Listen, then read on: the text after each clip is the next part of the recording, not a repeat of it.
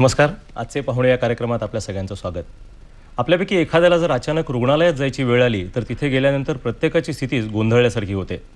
कारण तिथे गेल्यानंतर आपल्या रुग्णाची काळजी तर असतेच, पण तिथलं एकूणच वातावरण, औषधांचे वास, डॉक्टर नर्सेस यांची धावपळ यामुळे मानसिक दडपण तयार होतं. आणि यावेळेला गरज असते खरी एका मानसिक आधाराची किंवा मदतीच्या हाताची. पुण्यातल्या काही रुग्णालयांमध्ये जर आपण गेलात तर असा मदतीचा हात हमखास आपल्या पुढे येतो आणि अत्यंत निरपेक्ष वृत्तीनं हा पुढे येणारा हात असतो अरुणचंद्र कोंडेसकरांचा. गेली 10 वर्ष पुण्यातल्या अनेक हॉस्पिटलमध्ये रुग्णमित्र म्हणून काम करणारं हे व्यक्तिमत्व आज आपल्या भेटीला आलं आहे. आपण त्यांच्याशी चर्चा करूया आणि जाणून घेऊया त्यांच्या मित्रत्वाच्या प्रवासाविषयी. नमस्कार. नमस्कार. आजचे पाहुणे या कार्यक्रमात आपलं स्वागत. रुग्णमित्र म्हणून काम करण्याचा हा जो आपलं कार्य आहे हे थोडंसं वेगळ्या प्रकारचं आहे, त्यामुळे कार्याचं स्वरूप काय हे पहिल्यांदा सगळ्यांना सांगूया आपण. रुग्णमित्र या कार्याचं स्वरूप जर म्हटलं तर जेव्हा दवाखान्यामध्ये पेशंट येतो प्रथम किंवा कॅज्युअल्टीमध्ये आल्यापासून किंवा त्याला आल्यानंतर नातेवाईक आणि पेशंट यांच्या मनात एक प्रकारचं दडपण असतं की कुठं जावं. मोठं हॉस्पिटल असेल तर भांबावून जातात की कुठे जायचं, आणि प्रत्येकाच्या नातेवाईकांच्या चेहऱ्यावरती काळजी असते की याला काय झालेलं असेल आणि काय नाही. आणि याच्यामुळे त्या ठिकाणी डायग्नोसिस काय होऊन त्या ठिकाणी एका मानसिक आधाराची महत्त्वाची गरज असते.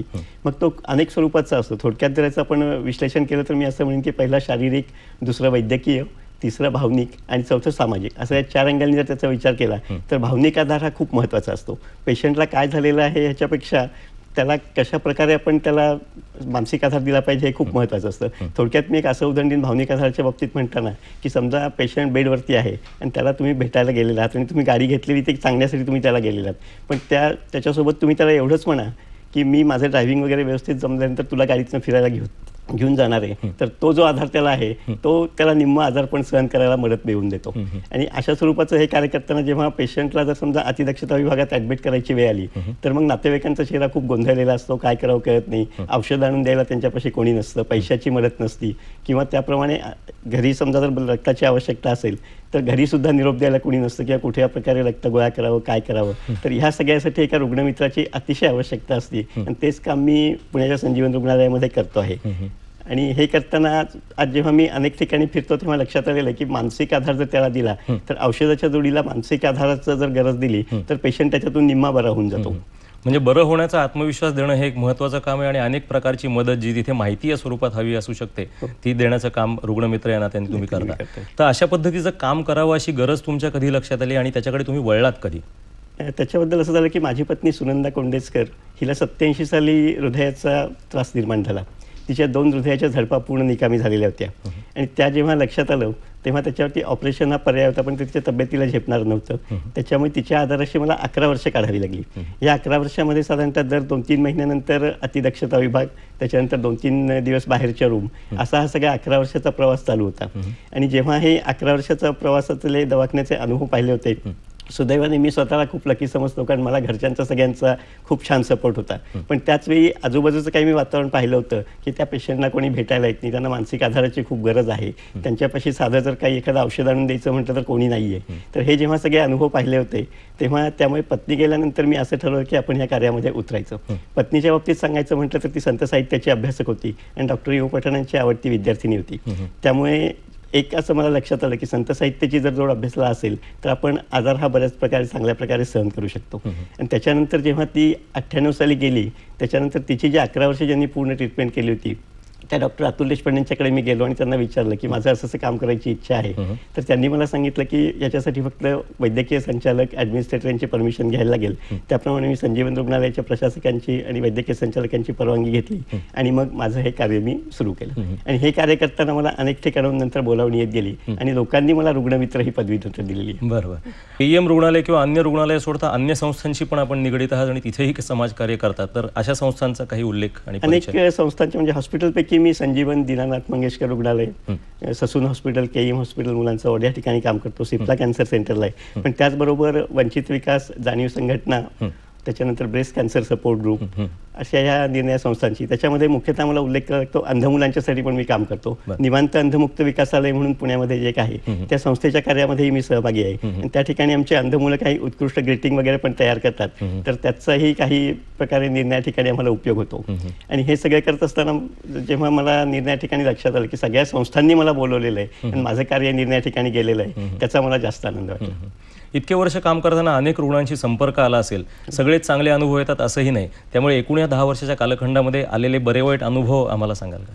सगळ्यात पहिला एक जर म्हणायचं म्हटलं तर संजीवन रुग्णालयामध्येच एक महादेवी तेलगू नावाची आमची 12 वर्षाची मुलगी होती. ती रक्ताच्या कॅन्सरने आजारी होती आणि त्यामुळे साधारणतः तिचं आयुष्य जास्त नाही, शेवटच्या स्टेजची ती कॅन्सरची होती. तेव्हा ती 8 महिने जेव्हा दवाखान्यात होती तेव्हा मेक अ विश फाउंडेशन या संस्थेतर्फे तिची विश पूर्ण करायचं ठरली. पण 8 महिन्यामध्ये ती मुलगी संपूर्ण हॉस्पिटलची अतिशय लाडकी बनून गेलेली होती. मी साधारणतः दिवसातून तिला 3 वेळा भेटायचो. प्रत्येक वेळी भेटल्यानंतर जेव्हा काही वेळा माझ्या लक्षात आलं की ती ड्रॉइंग खूप सुंदर काढते, तर मेक अ विश फाउंडेशनतर्फे तिची आम्ही विश जी पूर्ण केली त्याविषयी सगळं ड्रॉइंगचं मटेरियल दिलं.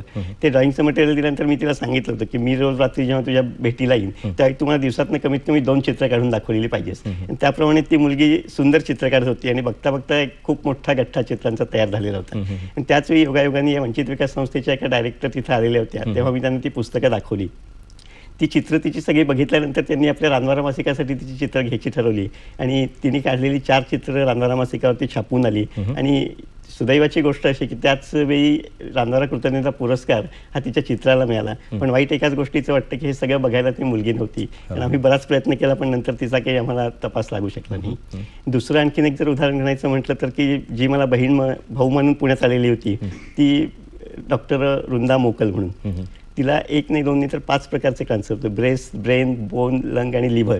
पण इतकं हे सगळं करताना कधी दवाखान्याच्या कॉटवरती ती पेशंट म्हणून मला वाटली नाही. आणि शेवटपर्यंत ती इतकी छान राहिलेली होती की म्हणजे पेशंटनी कशाप्रकारे मनोधैर्य वाढवावं याचं एक उत्तम उदाहरण तिला मला दिलेलं होतं. मी असं म्हणेन की फुलून येता फुल बोलले, मी मरणावर हृदय तोलले, अशीच जणू काही ती माझी वृंदा होती. मित्रांनी तुम्हाला बरेच पुरस्कारही मिळाले, तर या पुरस्कारांचा थोडक्यात उल्लेख करा आणि त्यातला तुम्हाला सगळ्यात महत्त्वाचा पुरस्कारामध्ये मला रोटरी क्लबतर्फे अनेक माझे सत्कार झालेले आहेत. त्याच्यानंतर पर्वती गौरव पुरस्कार मिळाला. युवा स्नेहतर्फे मी 3 वेळा युवा स्नेही म्हणून गौरवलो गेलो. त्याच्यानंतर रोटरी क्लबनी जो सन्मान दिलेला आहे तो मला सगळ्यात जास्त महत्त्वाचा वाटतो. कारण एका सुंदर सुभाषितात म्हटलेलं आहे की 10 वर्ष 15 वर्षाचा विचार करायचा असेल तर वृक्ष लावावी, झाडं लावावी. 50 वर्षाचा विचार करायचा असेल तर चांगली माणसं निर्माण व्हावीत. पण वर्षानुवर्ष शतकानुशतकांचा जर विचार करायचा असेल तर चांगल्या संस्था निर्माण होणं महत्त्वाचं आहे. आणि रोटरी ही संस्था 104 वर्ष कार्यरत आहे आणि त्यातलाच एक Pune rotary club of Pune west end जो आहे त्या क्लबनी मला त्यांच्या शताब्दी वर्षात क्लबची ऑनरी मेंबरशिप मला तेव्हापासून दिलेली आहे. ह्याचा मला सगळ्यात जास्त आनंद होतो. म्हणजे मी तो मानाचा तुरा समजतो. नक्कीच. या एकूणच कार्यामध्ये तुम्हाला समाजाकडून काय अपेक्षा आहेत? समाजाकडून जर अपेक्षा म्हटलं तर ह्या कार्यामध्ये असंख्य लोकांनी पुढे यावं असं वाटतंय. निवृत्तीच्या नंतर काही लोकांनी त्याच्यामध्ये सहभागी असं वाटतंय. आणि निवृत्तीपूर्वीचं जर आपण त्याचं प्लॅनिंग केलेलं असेल तर ते चांगलं होऊ शकतं असं मला वाटतं. तुमच्या आत्ताच्या उल्लेखाप्रमाणे मुंबई पुण्याव्यतिरिक्त राज्याच्या अन्य भागात हे काम होणं शक्य आहे का? त्यासाठी काही सल्ला तुम्ही देऊ शकाल का? त्या ठिकाणी आहे म्हणजे प्रत्यक्ष तिथल्या डॉक्टरांनी जर पुढाकार घेतला तर तो जास्त महत्त्वाचा वाटतो. डॉक्टरांनी आणि पेशंटने गरज ह्याच्यातला कोणीतरी एक महत्त्वाचा मीडियामध्ये लागतो. तर कोऑर्डिनेटर म्हणून कोणीतरी जर काम केलं तर हे अनेक भागामध्ये सहशक्य होऊ शकतं. आता जेव्हा मी संजीवनमध्ये काम करतो आहे तेव्हा डॉक्टर आणि पेशंट यांच्यातला एक दुवा म्हणूनच मला संबोधलं जातं. आणि या ठिकाणी मला डॉक्टर अतुल देशपांडे यांचा एक खास करून उल्लेख करावा लागतो की ते खूप वेळा मला गमतीने म्हणतात की तुझ्या हातात मला आता एक स्टेथोस्कोपच द्यायचं बाकी राहिलेलं आहे. या सगळ्या प्रवासामध्ये तुम्हाला रागावलेलं कोणी पाहिलं नाही याबद्दल तुमचं मत काय? रागावलेलं म्हणजे मला अजूनपर्यंत आणि ह्याबद्दल अनेक लोकांनी चॅलेंज स्वीकारलेलं आहे की मला रागवून दाखवायचं, पण ते काही जमलेलं नाही कोणाला. ह्याच्यामध्ये माझं एकच रहस्य आहे की तुमच्या तोंडामध्ये खडीसाखर आणि डोक्यावरती तुम्ही जर बर्फ ठेवलेला असाल तर तुम्ही हे काम नक्की चांगल्या प्रकारे करू शकता. नक्कीच या पद्धतीने काम केलं तर अनेक समाज कार्यामध्ये अनेक व्यक्ती अशा पुढे येऊन काम करू शकतील, ह्या नक्कीच एक आशावाद वाटतो. आणि तुम्हाला आता डॉक्टरांनी सांगितल्याप्रमाणे खरंच एक स्टेथोस्कोप द्यायचा बाकी आहे, कारण डॉक्टर आणि रुग्ण याच्यातला दुवा तुम्ही होताय. माझ्यामध्ये अनेक डॉक्टर ॲलोपॅथी होमिओपॅथीप्रमाणे उपचार करत असतातच, पण अजून एक पथी म्हणजे सिंपथीचा वापर करून तुम्ही रुग्णांना बरं करण्याचं एक महत्त्वाचं काम करताय. आज आपण इथे आलात आणि तुम्ही या एकूण प्रवासाबद्दल माहिती दिलीत त्याबद्दल धन्यवाद.